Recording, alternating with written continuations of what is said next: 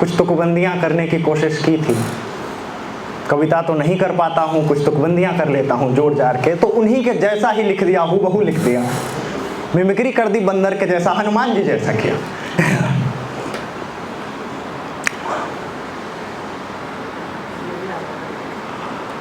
मैं कहने की कोशिश करता हूँ, जब अगर आप इजाज़त देंगे तो मैं प्रेम से आगे भी बढ़ूँगा।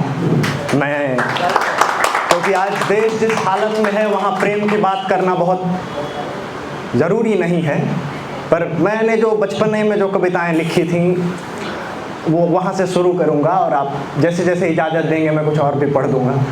तो मैं सबसे पहले आपको सुनाता हूँ कि जैसे ही कोई चेहरा पसंद आता है, जैसे ही कोई चेहरा आपको पसंद आता है तो फिर आप क्या सोचते हैं? हम नॉर्मल लोग हैं, क्या हमारे जहन में ख्याल आता है? हमारे जहन में कुछ जो आता है वही मैंने कहने की कोशिश की, आप सुनिएगा।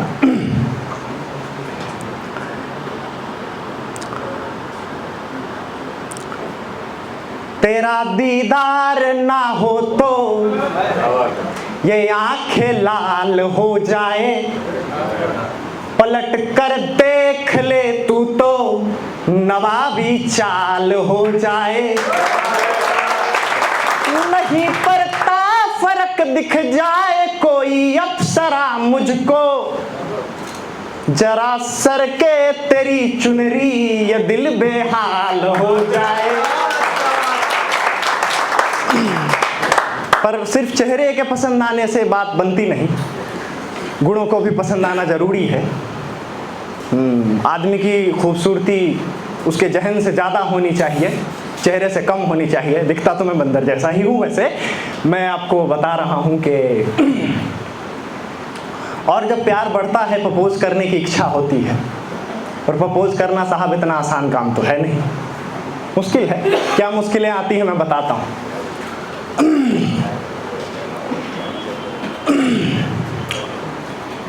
आप में से ज़्यादातर लोगों के साथ आई होगी मुश्किलें, तो मुझे भी अभी कहने में मुश्किलें आ रही हैं, क्योंकि वो मेमोरीज वापस आने लगती हैं।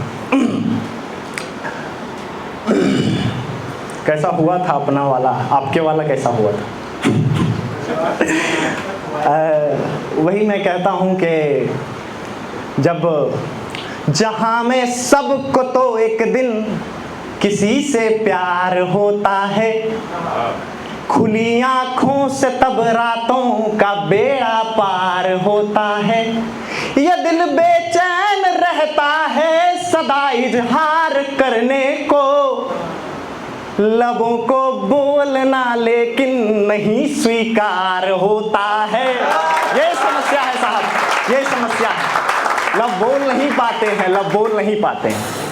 और अगर लब बोल दें, बात बन जाए, दोनों तरफ से बन जाए, हो जाए प्रपोजल एक्सेप्ट, फिर क्या होता है? फिर शुरू होती है बातें, और चांद तारे सूरज तोड़ने की बातें होती हैं। तोड़ के कोई नहीं लाता है, बहुत सूरज में बहुत ऊर्जा है, हनुमान जी ही खाए थे बस। और जब मैं बार बार हनुमान जी का जिक्र कह रहा हूँ तो मुझे गलत मत समझिएगा, मैं आगे बताऊँगा, हनुमान जी का मतलब भी बताऊँगा आपको। मुझे आप कट्टर हिंदू मत समझिएगा, मैं भारतीय हूँ।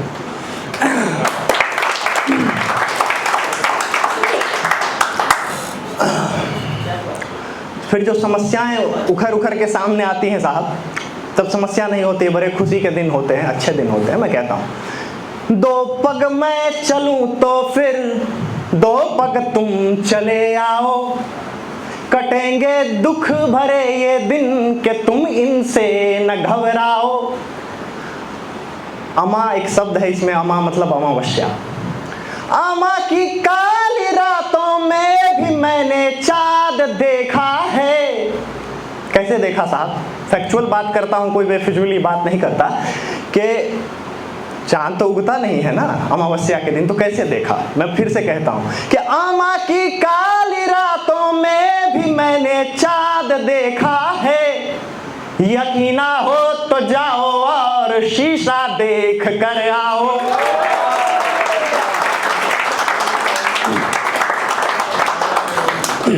मैंने आगे भी अगर प्यार आगे बढ़े, फिर परवान पकड़ता है, फिर कोई मतलब ही नहीं होता। माँ जान जाए, पापा जान जाए, पड़ोसी जान जाए, पूरे शहर में हल्ला हो जाए, ढिंढोरा पिटवा दो साहब, हम तो प्यार करेंगे और जिद से करेंगे। ऐसा प्यार सब नहीं कर पाते, वो स्टेजेस है, स्टेजेस हैं, सबके जीवन में नहीं घटित होता है। आप में से कितनों के साथ ऐसा हुआ है? वैसे एक दो लोग उठा दो यार। किसी के साथ नहीं हुआ, सब छुपा के रखते हैं, कोई बात नहीं। चतुर कहता है ना, चतुर 3 इडियट्स में, होता सबके पास है, सब छुपा के रखते हैं। तो सबने किया होगा, डर रहे हैं, कोई बात नहीं। मैं आगे भी कहूँगा कि कैसे पीढ़ियों को सुंदर बनाया जा सकता है, मैं बताऊँगा। मेरे पास बहुत फॉर्मूले हैं, मैं बना के रखे। मैं कहाँ था वैसे, कहाँ तक पहुँचाई थी लव स्टोरी? हाँ, वो मतलब वो जो हो जाए झगड़ा और ये प्यार जो है आगे बढ़ जाए, जरा परवान चढ़े प्यार। तो जब प्यार परवान चढ़ जाता है फिर क्या होता है, मैं आपसे कहने की कोशिश करता हूँ। तुम हो जाओ यूं मेरी कि हम, साहब पीछे से घड़ी दिखा रहे हैं, अगर आप बोले तो मैं बंद कर दूं। तुम हो जाओ यूं मेरी कि हम बदनाम हो जाएं। वैसे हमारे यहाँ का एक लड़का गया था शिकागो में बोलने, 2 मिनट की टाइमिंग मिली थी साहब, फिर 0 पे जो वो बोल के आया था, विवेकानंद नाम था उस लड़के का।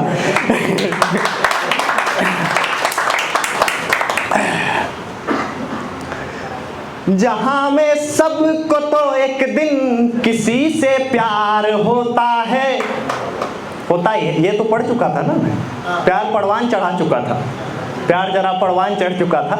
तो तुम हो जाओ यूं मेरी कि हम बदनाम हो जाएं, शहर के हर मोहल्ले में ये चर्चे आम हो जाएं। तपन मुझ में दिवस सा है, निशासी शीतला हो तुम, चलो मिल जाए थक कर यूं के जैसे शाम हो जाए। और अगर मिल गए साहब, नहीं, एक तो अच्छी कविता भी सुनाऊंगा, सिर्फ प्यार मोहब्बत, ठीक है, मैं आपसे 2 कविता की और इजाजत चाहता हूं। मैं एक कविता सुनाऊंगा और फिर उसके बाद थोड़ी बात करके मैं खत्म करूँ। मैं जल्दी से प्यार को आगे बढ़ाता हूँ, ब्रेकअप भी करवा देता हूँ। कितनों का हुआ है ब्रेकअप, ये तो बता दो भाई साहब। प्यार ही नहीं हुआ फिर ब्रेकअप कैसे होगा?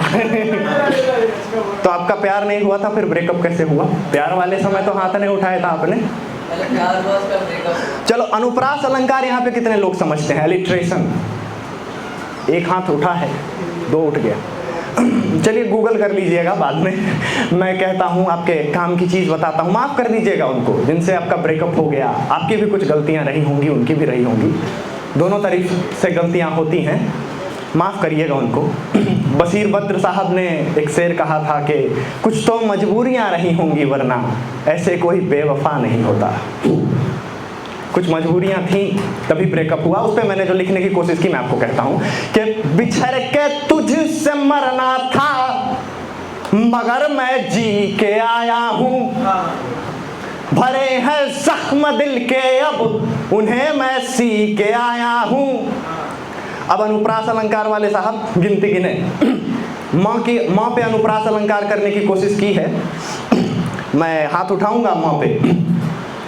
नशे में हूँ मगर मया खान में मयपी नहीं मैंने, 6 हो गए।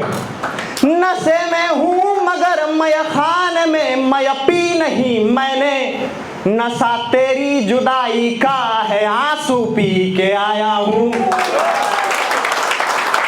पर हम अपनी अगली पीढ़ियों का ऐसे ब्रेकअप नहीं होने देंगे, जातियों के नाम पे, धर्मों के नाम पे।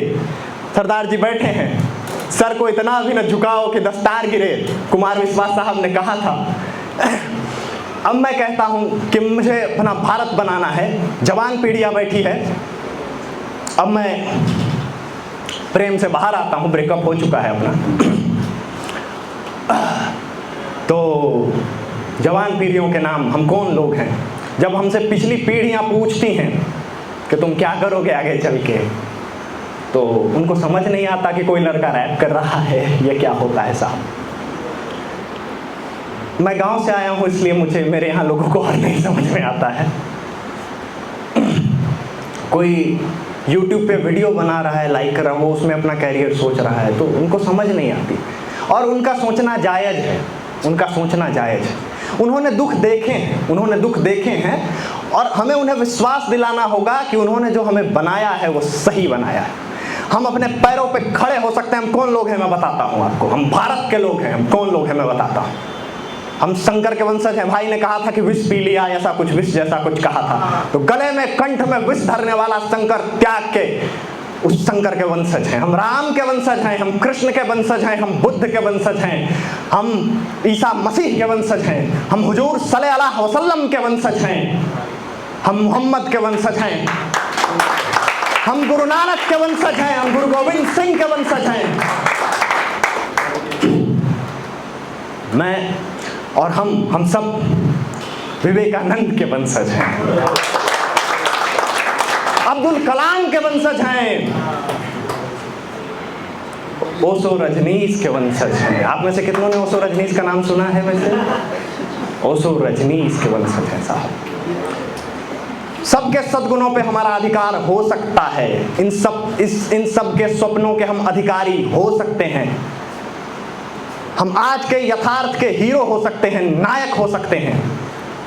तो मैं कहता हूं, न हीरो को इन पाँवों को इन्हें अभी डगमगाने दो। पाँव डगमगाते हैं साहब, चलने से पहले पाँव डगमगाते जरूर हैं। न हीरो को इन पाँवों को इन्हें अभी डगमगाने दो। जवानी को अभी अपना जरा जौहर दिखाने दो। डरिएगा मत, माँ पापा जब डांटे, टीचर्स जब डांटे, डरिएगा मत। उनकी चिंता जायज है। इस पीढ़ी को बताना होगा कि आपने जो हमें बनाया है सही बनाया है। हम खा पी सकते हैं, कमा सकते हैं। बताना होगा हमें अपनी सफलता से। अमेरिका को यह बताना होगा कि तुम घबराओ मत, हम आ रहे हैं। जब दिनकर कहते हैं कि सेनानी करो पयान भय, भावी इतिहास तुम्हारा है। ये नख्त अमा के बुझते हैं, सारा आकाश तुम्हारा है। इस पूरे दुनिया में हम डेटा लेके जाएंगे अपना। और तब मैं कहता हूं, जब आपके पड़ोसी आपके घर से पता बताने में खुशी महसूस करेंगे, वो पिज्जा हो या एम्बुलेंस हो, जब आपके नाम से बुलाएंगे तो उन्हें अच्छा लगेगा। जब आपके दोस्त ये कह के फक्र महसूस करेंगे कि ये लड़का मेरा दोस्त था, तो उनको अच्छा महसूस होगा। उनके लिए आपको सफल होना है, हारना नहीं है। हार नहीं मानूंगा, रार नहीं ठानूंगा, जब वाजपेयी कहते हैं। तो मैं कहता हूं कि न हीरो को इन पाँवों को इन्हें अभी डगमगाने दो। डगमगाने दो साहब, चलने से पहले डगमगाया जाता है। नहीं डगमगाओगे तो चल नहीं पाओगे। पहले बच्चा घुटनों पे रेंगता है, फिर चलता है, फिर दौड़ता भी है। न हीरो को इन पाँवों को इन्हें अभी डगमगाने दो। जवानी को अभी अपना जरा जौहर दिखाने दो। जवानी जौहर दिखाती है तो पिछली पीढ़ी को दिक्कत होना शुरू हो जाती है। पर उन्होंने अगर हमें अच्छा बनाया है तो हम उनसे आगे लेके जाएंगे। आप सब अपने माँ से, पिताजी से कम 20-22 साल, 25 साल बड़े होंगे। तो वो जैसे दुनिया देखते हैं और हम जैसे दुनिया देखते हैं, इसमें 25 साल का अंतर, जिसे हम जनरेशन गैप कहते हैं, इसमें 25 साल का डेवलपमेंट होना चाहिए। तो इसमें दिक्कत होता है कि न हीरो को इन पाँवों को इन्हें